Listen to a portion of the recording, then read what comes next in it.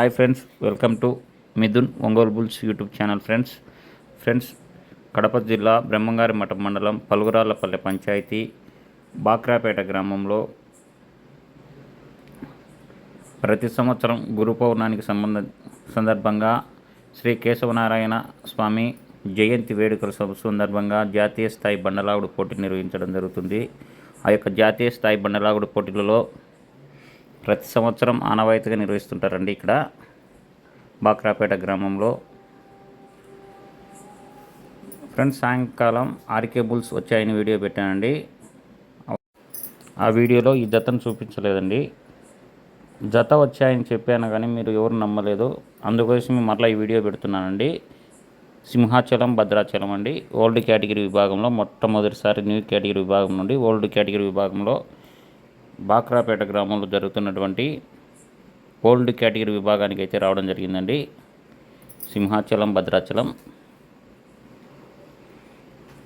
Friends చాలామందికి బయట జిల్లాల వాళ్ళకు తెలియంది ఏంటంటే ఓల్డ్ కేటగిరీ అంటే ఏందని చాలామంది అడుగుతున్నారు. ఫ్రెండ్స్ ఓల్డ్ కేటగిరీ అంటే కడప జిల్లాలో ఎక్కువగా నిర్వహిస్తుంటారండి ఈ పందాలు.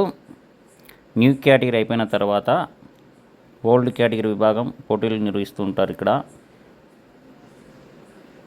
అక్కడ బయట అయితే న్యూ కేటగిరీ అయిపోయిన తర్వాత సబ్ జూనియర్ ఆడుకోవచ్చు అండి. ఇక్కడ అలా లేకుండా ఓల్డ్ కేటగిరీ ఆడుకోవచ్చు.